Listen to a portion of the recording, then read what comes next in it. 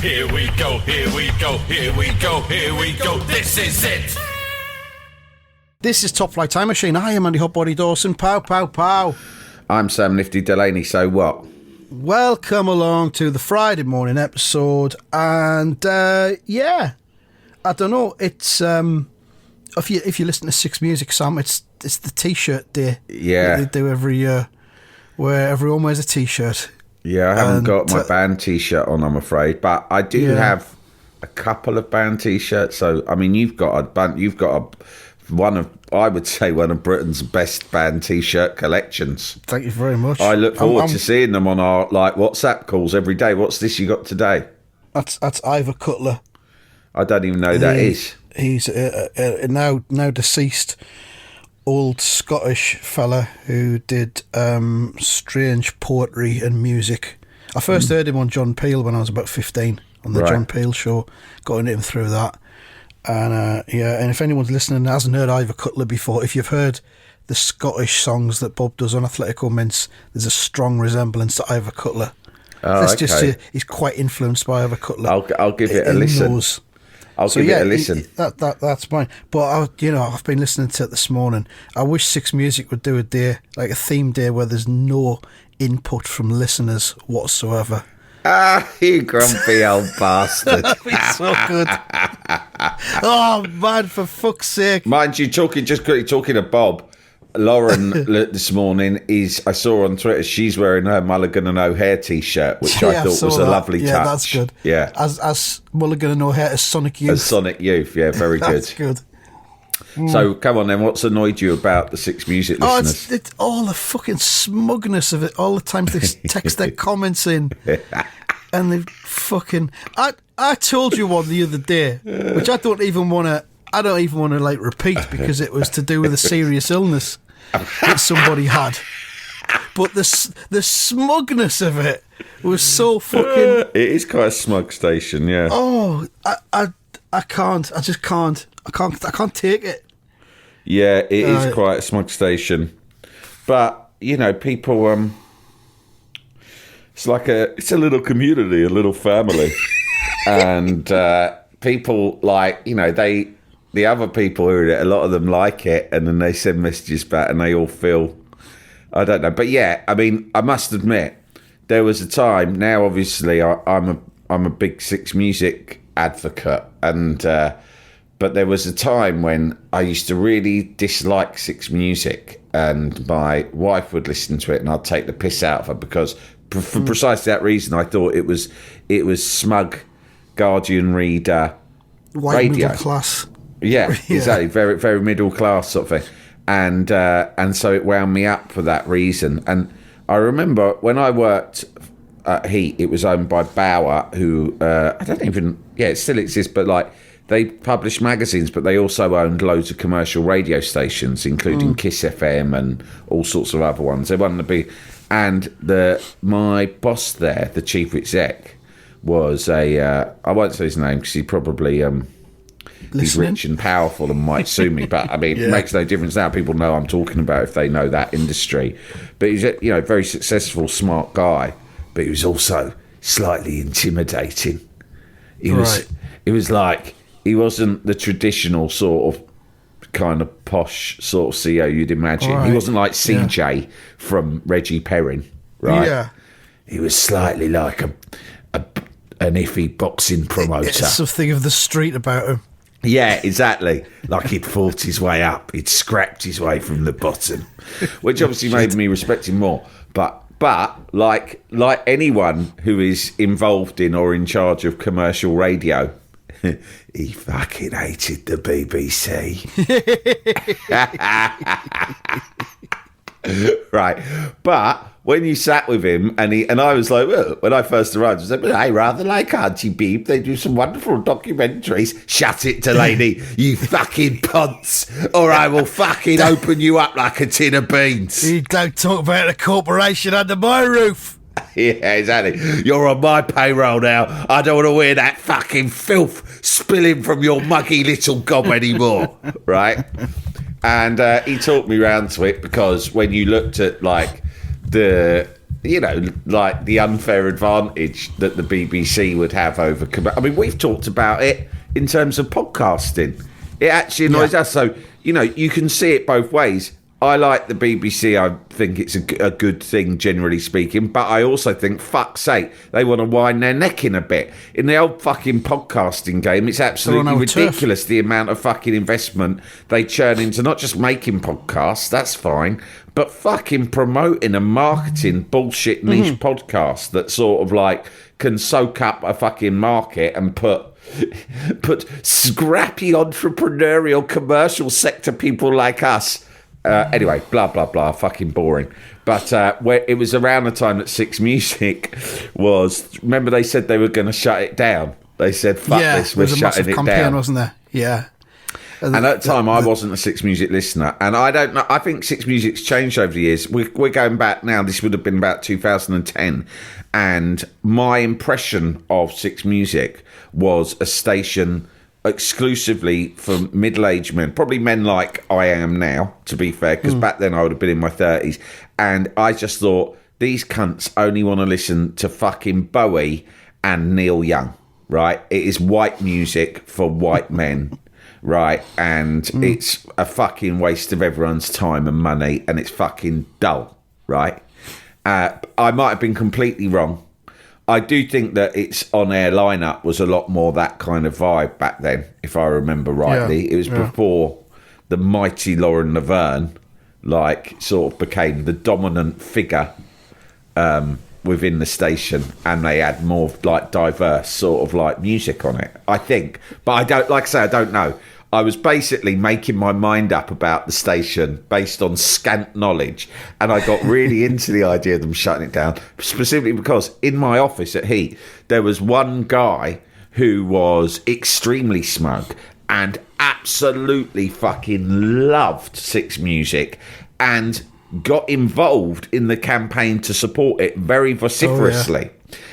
He sort of embodied everything that I kind of found irritating about Six Music. So for my own entertainment, that my gaffer, the fucking boxing promoter turned publishing magnate, has gone, that fucking cunt in your office, I've been seeing him. He's on your this is on your watch. He's part of your family, and he is promoting our deadly rivals. And he's even used the pages of the magazine, which I think he did. I think he because there was a big petition and a campaign by the smug people of Britain to save Six Music, and he got behind it. But it was fucking, honestly, it was like, it was actually quite sacrilegious, because for us to use pages of our magazine owned by a commercial radio owner to support this station, because really it was commercial radio owners like ours who were behind the fucking campaign to have it shut down. It's interesting that the commercial companies have never even bothered to make a station like that, because there's no fucking nothing in it for them. Yeah, but that, you could argue, is what the BBC is for. Because, exactly. It does things that, you know, sometimes we should, you know, and the only example any cunt can ever use when they're defending the BBC is, of course, Attenborough. So I will conform to that trope and say, well, no one would make something like Planet Earth in the commercial sector. But, of course, that's bollocks, because the Discovery Channel's whole fucking channel full of that. It's all of it. And Attenborough's gone off and done stuff on Sky as well in the past. Yeah, just fucking go wherever the money is. But... I mean, something being commercially viable is not necessary. I mean, for instance, would the BBC, no, hang on, the point I was about to make was incoherent, so I'll leave it there. Not that usually stops me. But I revelled in attacking Six Music and shutting down this guy in my office for promoting. So in a way, the station that I now love and listen to all the time, many years ago, I played a small role in trying to destroy. So it just goes to show what age does to you. But I also think that they started playing fucking non-boring white kind of fucking 1970s rock music, which I maintain is what they did for many years. That and indie music. And it's like, fuck off. The playlist still leaves a lot to be desired. I mean, my favourite is Chris Hawkins, who is, let's be honest, a friend of the show. Yeah, he's legendary. He plays the best stuff, but it's only on before 7:30 in the morning. You've got to be out of bed early to get Giles head around that. Peterson, Huey Giles Morgan. Peterson's, Gideon Cole's good as well. I don't. I like He's a Gideon bit Cole. too. He's a bit too late for me. Well, Deb, what's the name? my Deb, problem Deb is Grant. Deb Grant. She's great, isn't she? They don't play with pop music. They don't play. You know, there's like a Twitter account that tells you what's playing on Six Music at any given time. So you can go on this Twitter account and it'll tell you what's on. Yeah. So in case you don't know what you're listening to or what the song was, it was on 10 minutes ago. Yeah. You want to find out what it was, you can do that. And I searched that. What is Twitter that called? That Twitter account? I think it's Six Music Now playing, something like that. Right. You can find it if you search. It might have been shut down now, actually, because they've changed the rules of Twitter, and Elon Musk's changed people being allowed to auto-tweet things and algorithms and all that shit, so it might have disappeared. But I searched it for Mel and Kim once, and they only played Mel and Kim 3 times in the last 10 years. Well, fuck that. Yeah, but it's not a pop station. There's loads of stations that play Mel and Kim. There's got to be room for everything. It's supposed to be great music, isn't it? And there's this fucking inverse snobbery about pop music. No, they do play. I was thinking that yesterday. I was thinking how it's strange how they would play Prince, and they play Prince very regularly, but they wouldn't play Michael Jackson. And I thought that's strange. They play Prince, Stevie Wonder, but they wouldn't play Michael Jackson. I thought, why would they play Michael Jackson? And there might be because he's a nonce, but I think it's because someone has decided that it was slightly more pop. What? Because they sold a few more records. It's produced by fucking Quincy Jones, a jazz musician. So that annoyed me, and I was thinking of something else. But they'll play. There's like a fine line. I was thinking about this the other day. Like they'll play Shaka Khan, for instance. Yeah, they'll play that song Shaka Khan did about 3 years ago endlessly. Right. That new one she did that got on some adverts. I hear that one. They'll play Shaka Khan from the 80s and from the 70s, but they wouldn't play.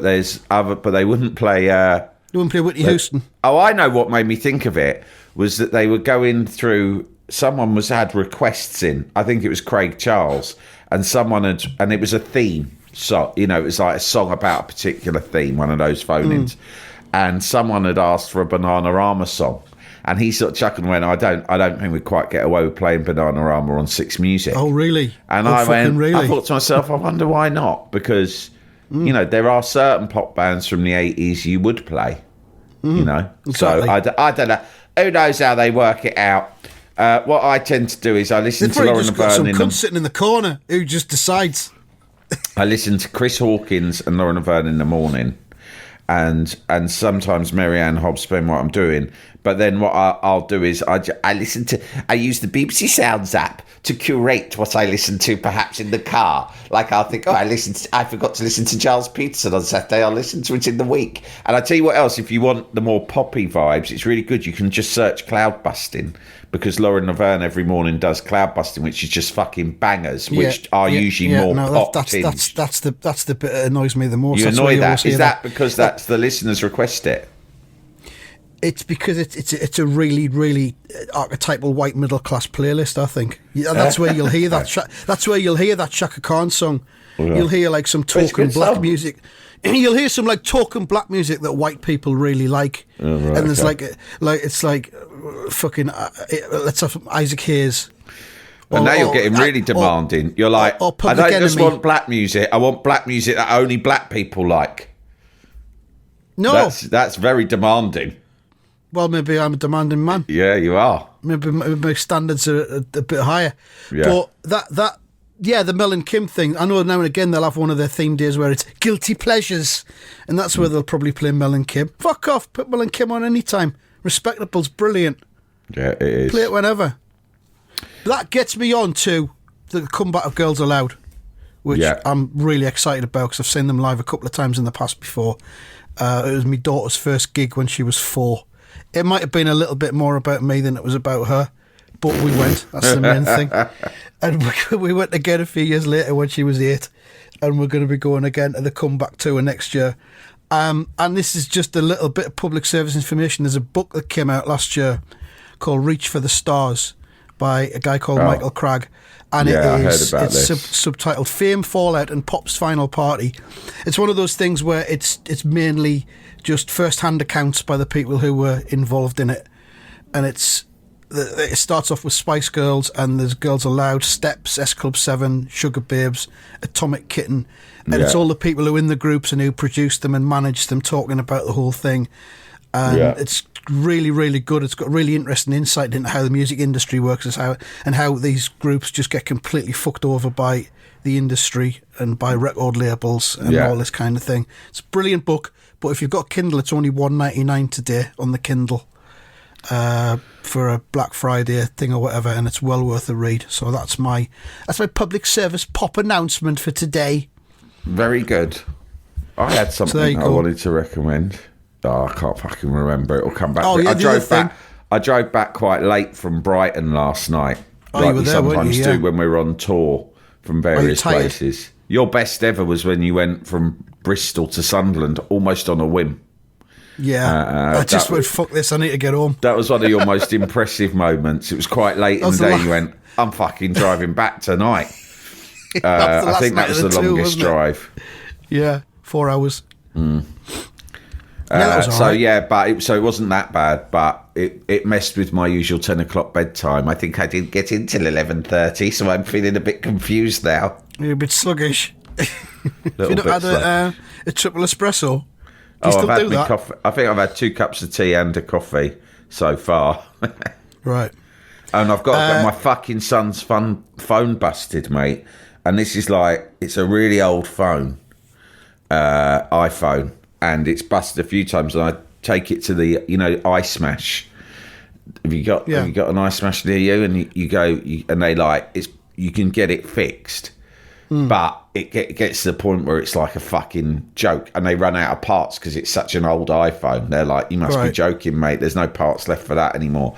And the amount of times I've had this fucking phone fixed, and I think today's the day where it's finally just give it, its innards was spilling out of it this morning. What? How? It was it's like guts were falling out, in a war movie when someone's been shot in the stomach. Expanded inside it and burst out of the casing or something. Jesus Christ. No, it's just the casing's broken, split, right, which it has done before, and you just keep going back and paying money to fix it. And by the time you've had it fixed this many times, it probably would have been cheaper to get another phone. Or so you think. They're fucking expensive, iPhones. I mean, it's unbelievable. Get a refurb one. I've always got refurbs for my kids. That's probably what I'm going to do. Music Magpie, I usually get them from there. It's pretty good. Oh, I'll look that up now. I know we'll get lots of people writing in and say, I bought something from Music Magpie and I was less than happy. Do your research. Please do not endorse Music Magpie on your show. Yeah. You are supposed to be advocates of mental health, but Music Magpie impacted my mental health very badly in 2018 when I bought a substandard refurbed iPad. Yeah. Yeah, we've had a couple of pieces of correspondence recently that's been a bit, telling us what to do. Tell us what to do with our lives. If we wanted to be told what to do with our lives, we'd get proper fucking jobs. Yeah, exactly. Yeah, the other thing I was going to recommend. I haven't seen it yet though, but there's a documentary about Ronnie O'Sullivan. I think it's on Amazon Prime, and it's behind the scenes, and the cameras have followed him around for about 2 years, doing his Ronnie O'Sullivan and here and there, and apparently there's some really good stuff in it. So if you like snooker, if you like Ronnie O'Sullivan, get that watched. That's good. Ronnie O'Sullivan do something with David Beckham, or did I dream that? Didn't they do a joint thing about OCD? I'm not sure. I think was Beckham not at the launch of this documentary the other night or something? I don't know. Oh, maybe that's it. Yeah, maybe they're mates and he supported him. Yeah, that's it. Yeah, I'm seeing a picture of them together. There's a thing I've seen on social media that our pal John Bradley from Game of the Thrones. Yeah, he's done a thing for Sky Sports, Sky Football, about sport of Manchester United, and there's a bit where he talks about David Beckham coming to him for a selfie and how mind blown he was by it. Really? I like that. Oh, yeah, 'cause he's a massive Man U fan, isn't he? Yeah. He's got a new show coming out soon. And Beckham wanted a selfie with him, and it kind of rocked his world a bit. That's amazing. So that's good. I don't know what we're talking about today. We got anything to talk about? I think his new show No, hang on. I'm trying to. I want to promote his new show now.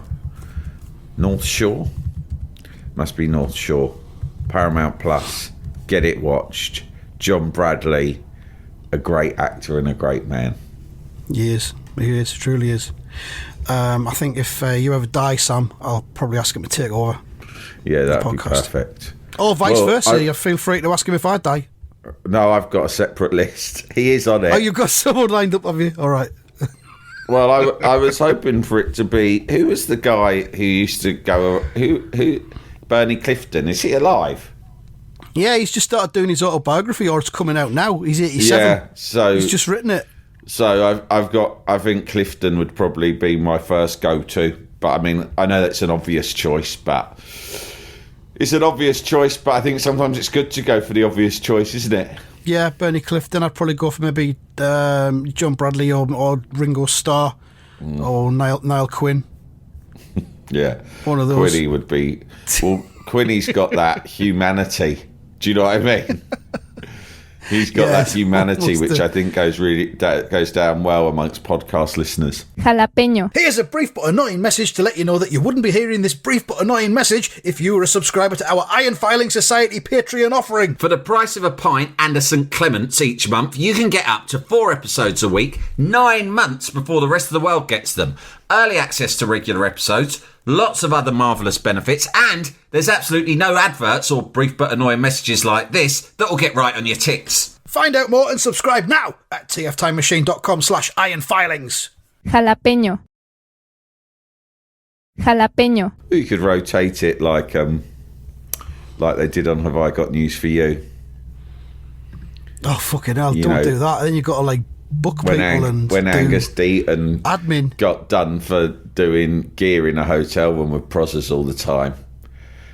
Don't you think it's a bit off that they never let him back after that? Yeah, I thought they would have done eventually, but because he was the best at it. Nobody's been better. I thought those fucking Ian Hislop and what's his name, the other one, they were right cunts to him about it, as far as I could establish as well. It's like, all right, the guy slipped up. I wonder if, because that was a long time ago, I wonder if nowadays, with people being a little bit more understanding and compassionate about things like addiction and mental health, he might have been cut more of a break. Because back then, simpler times, people acted like he'd been caught fucking noncing or something, and everyone was it's not like he gobbed into a car window or anything. Well, exactly. And also, we've since had a prime minister who's like a serial adulterer and all these other sorts of things, and people let him, or a fucking president as well, who sort of bragged about sexual abuse whilst in power and all the rest of it. And so you look back, you think, poor fucking Deaton got a right fucking good kick in for that, didn't he? He must be fucking sick. He must think about this a lot. Yeah. About how he and I wouldn't blame him.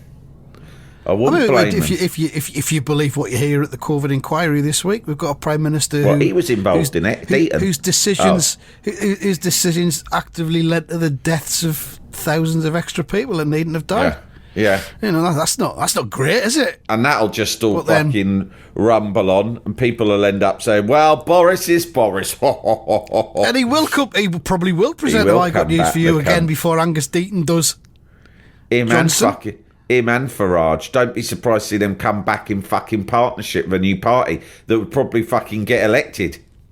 I did think for a moment you were going to say that Angus Deaton had turned up at the COVID inquiry, or that in some way he had turned out to be behind a really dodgy, one of those protective equipment deals. He really quickly established a limited company, specialises in PPE, like the day after lockdown was announced, and sent a text message to Matt Hancock, who it turns out he was at school with, and got a huge fucking £20 million bung wired straight into his Monzo account at an hour's notice, and the equipment never turned up, and then he just shut the company down, having transferred all the cash to his personal Monzo.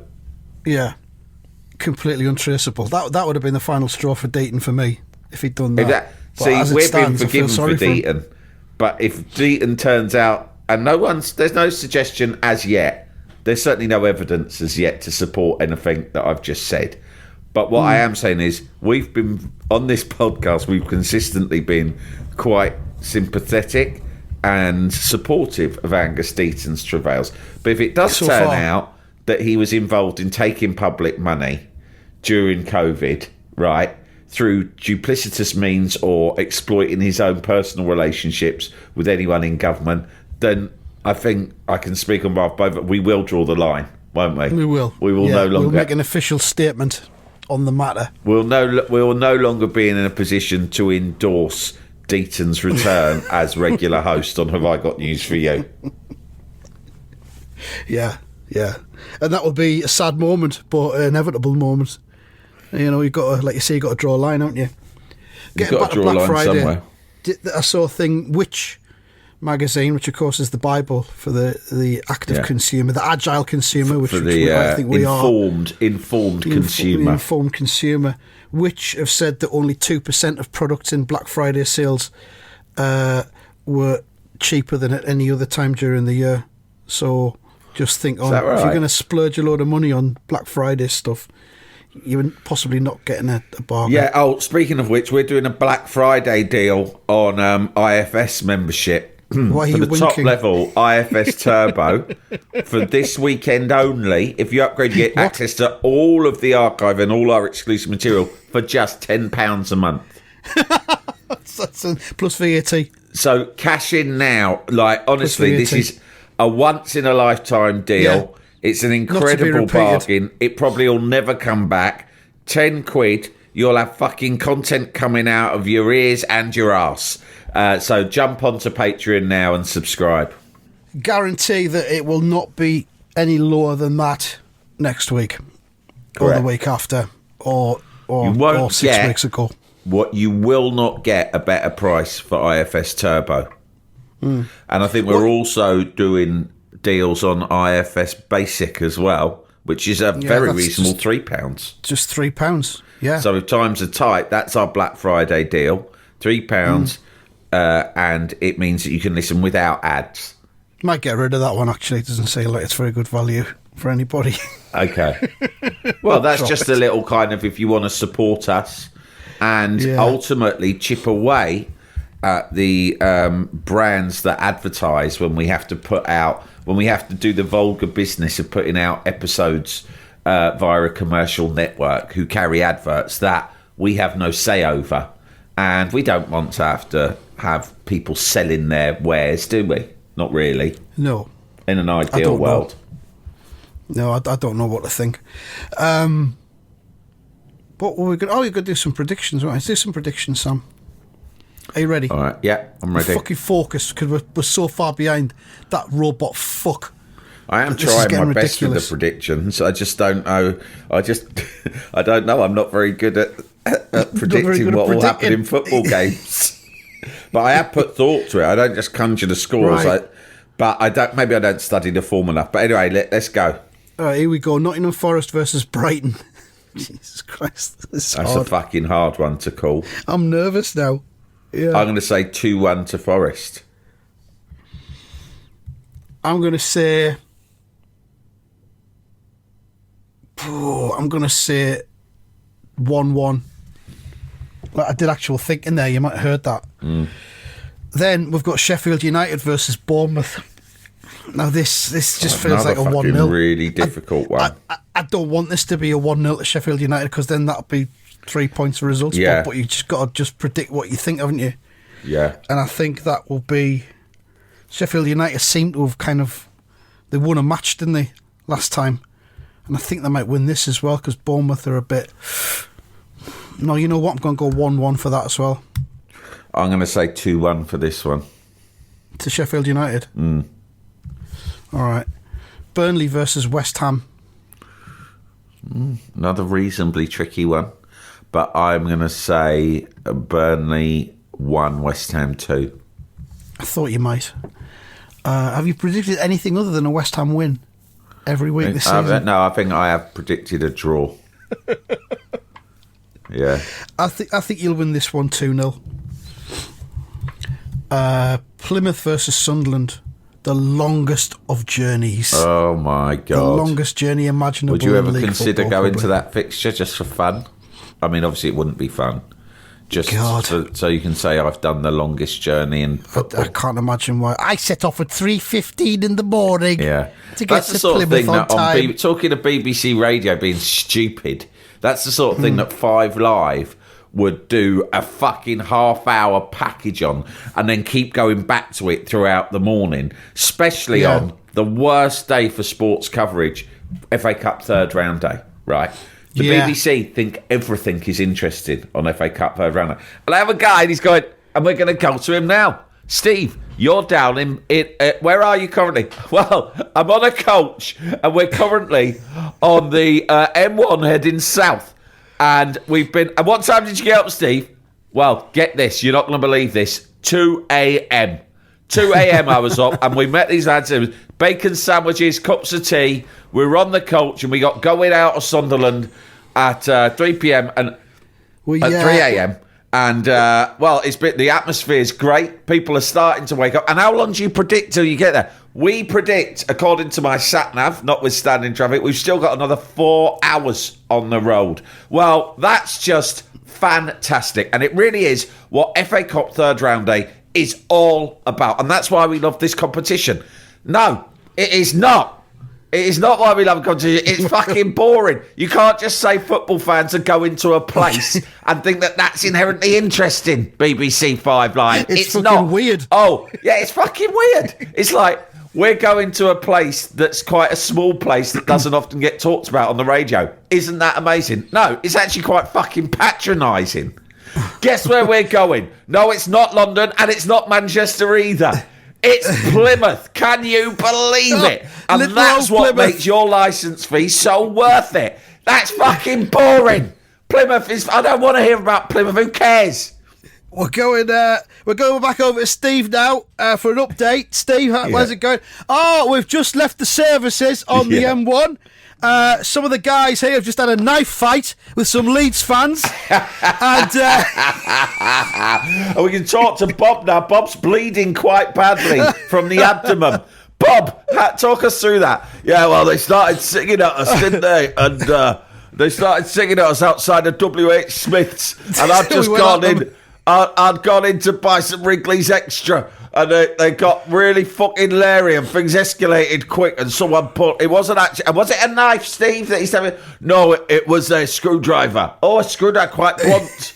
Yeah, which actually made the stab wound a lot worse. Well, that's amazing. That really is amazing. I wasn't packing anything, so I just grabbed one of them, what's it called, San Pellegrino. I grabbed one of them, smashed the end off it, and I went out with that. But you got to do what you got to do, haven't you?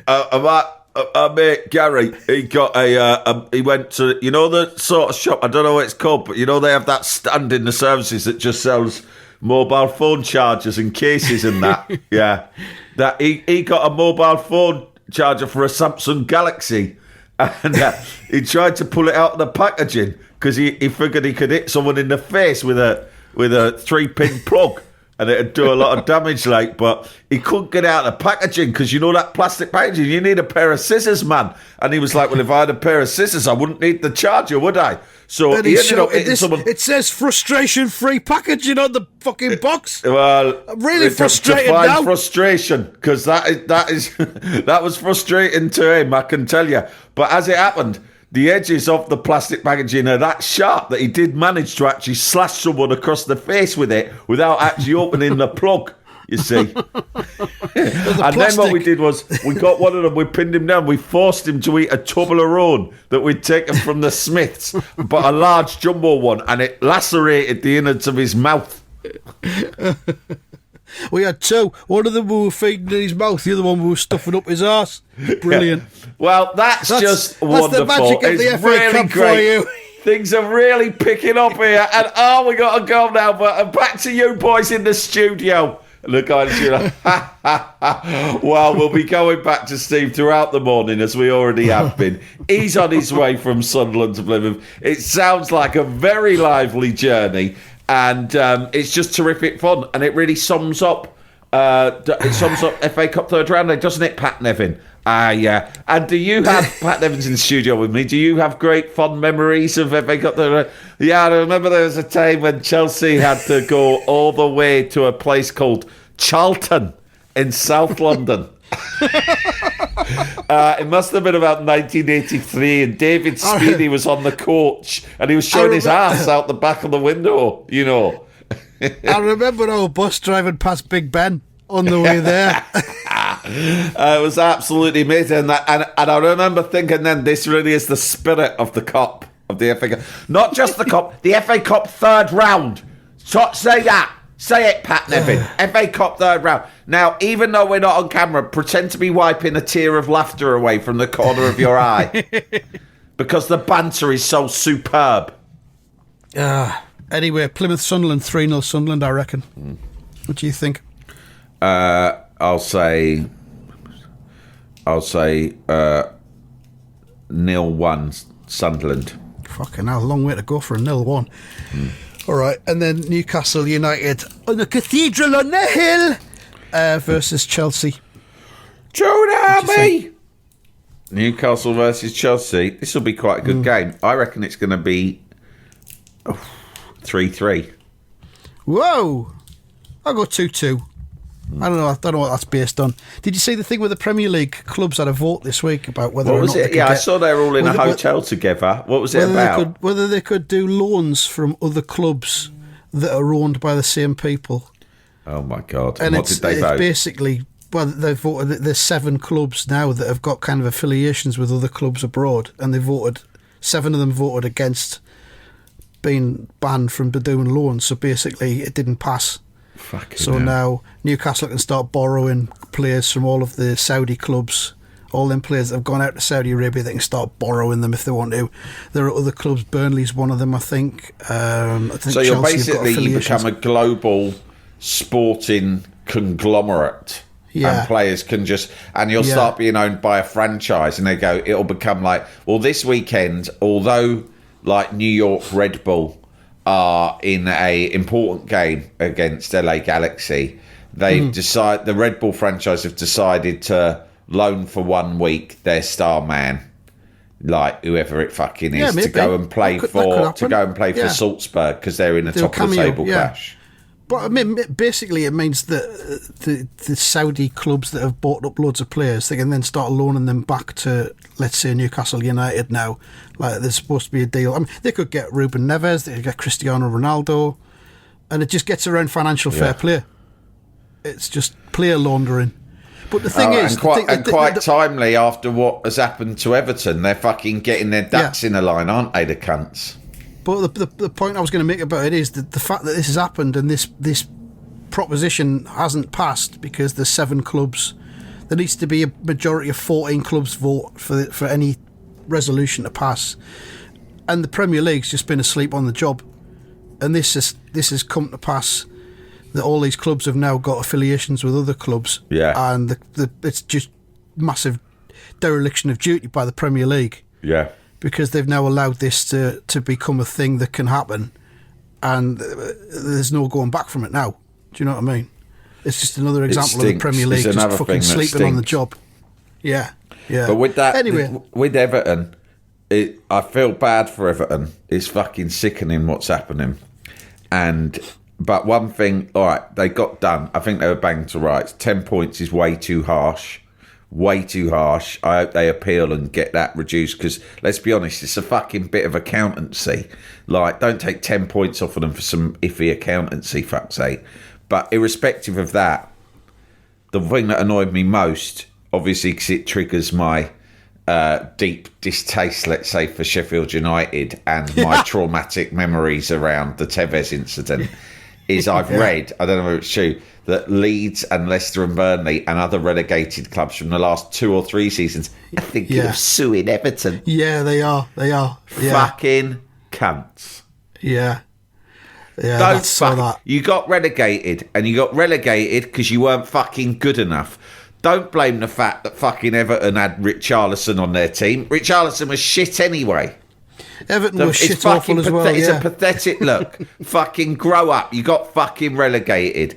Don't fucking start rifling through little accountancy or admin discrepancies and trying to fucking put a great club like Everton potentially out of fucking business. Well, that's the because thing. you That's can't the thing that's fucking gonna handle ruin getting Everton. relegated.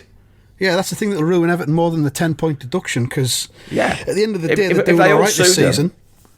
Sheffield United nearly put West Ham out of business for good, right? It was pathetic, and they got relegated because they weren't fucking good enough. And if they all start doing it to Everton, a great club like Everton, I'll be out there. I'll be out there on the fucking streets, mate. I won't. I don't care that much, but it'll be. Yeah.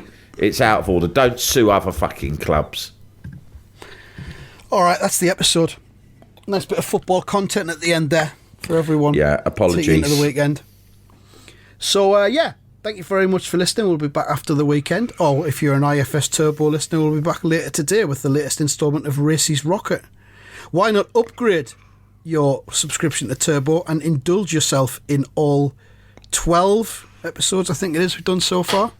You can always downgrade again afterwards. It's all right. We don't mind. Black Friday deal. Black Friday deal. Treat yourself. £10 a month. And that £10 a month, it's not Plus just for a few VAT. months. If you do it today, that's throughout the year. And almost definitely next year and the year after as well. Yeah. Thank you very much for listening. Goodbye. Goodbye.